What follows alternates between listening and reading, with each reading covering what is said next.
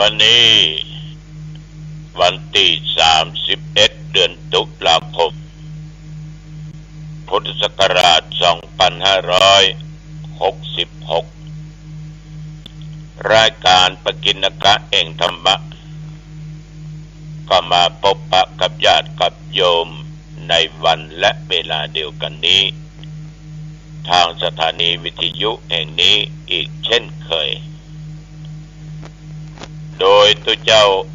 วัดหนองตองห่างดงจังหวัดเชียงใหม่ตนนี้นำธรรมะปกิณกะสเปเหระมาพบปะมาอูมาจา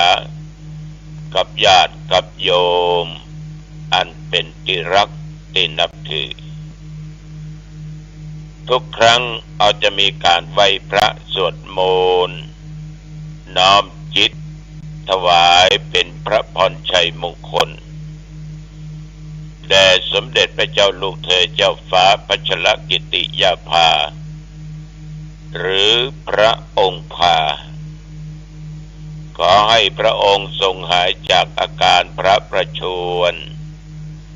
มีพระสุขภาพพลามัยอันแข็งแรง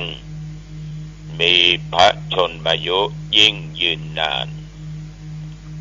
วันนี้เช่นเดียวกันตั้งใจเน้อไหว้พระรัตนตรัยก่อนนะเอาว่าด้วยกันไปพร้อมๆกันไปเน้ออะระหังสัมมาสัมพุทโธภควาพระผู้มีพระภาคเจ้าเป็นพระอรหันต์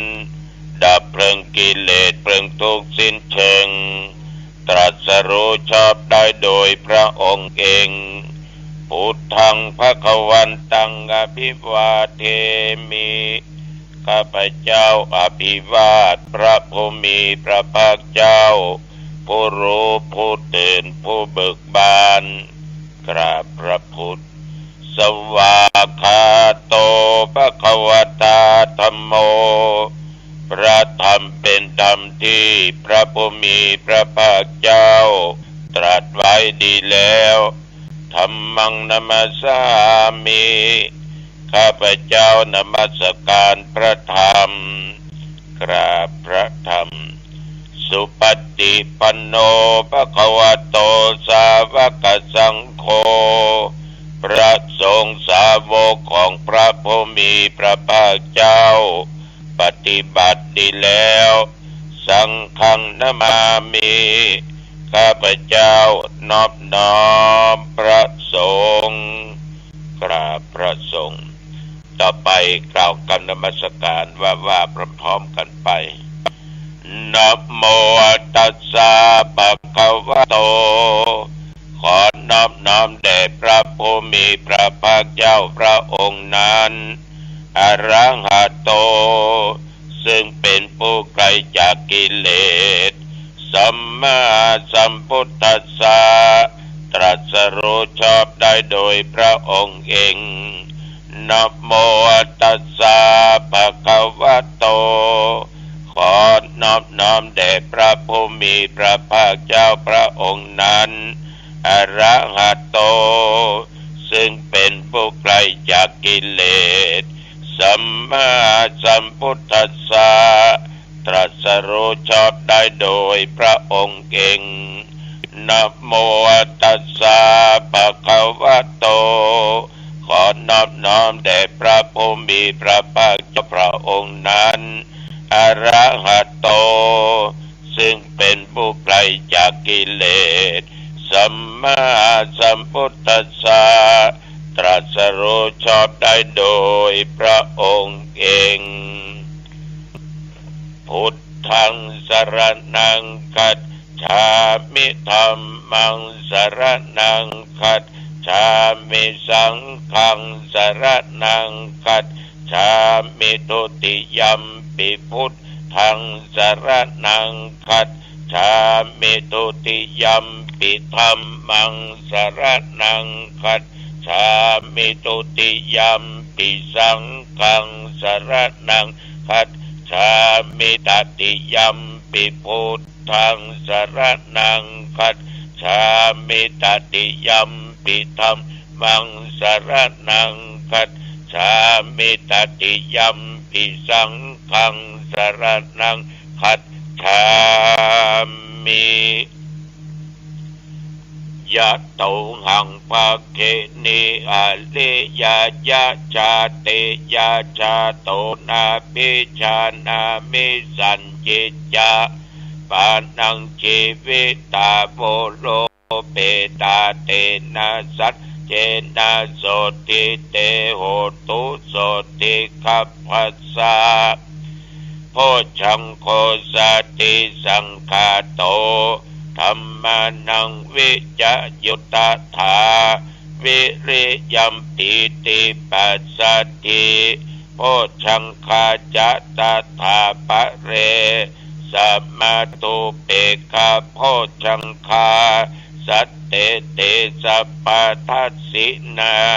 มุนินาสัมมาทัคขาตาภาวิตาภาหุลิกาตาสังวัตตันติอภิญญายานิพพานายะยะโพธิยาเอเตนะสัจจวัชเชนะโสทิเตโอตุสัพพะทาเอกัสสมิงสมะเยนะโทโมคคัลลานัญจะกัสสปังคิลาเนทุขิเตติสวาโพชังเคสัตตะเทสะญิเตจะตังอภินันติตวาโรคามุจจิงสุตังคะเนเอเตนะสัจจวัชเชนะโสทิเตโหตุสัพพะทาเอกทาธรรมราชาปิ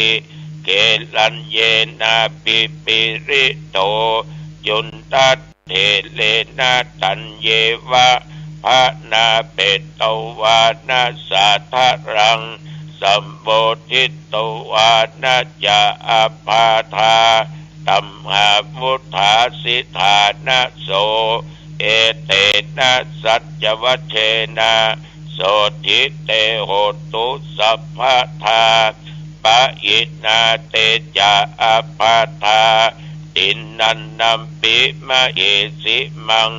มัคคาอัตตากิเลสวะปัตตานุปติธรรมตังเอเตนะสัจจวัชเชนะโส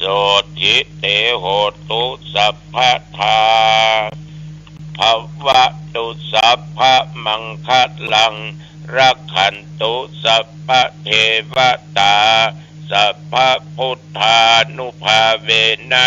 สัทธาโสทิภวันตุเตภวะตุสัพพะมังคะลังรักขันตุสัพพะเทวตาสัพพะธัมมานุภาเวนะสัทธาโสทิภวันตุเตภวะตุสัพพะมังคะลังรักขันตุสัพพะเทวตาสัพพะสังฆานุภาเวนะสัทธาโสทิภวันตุเต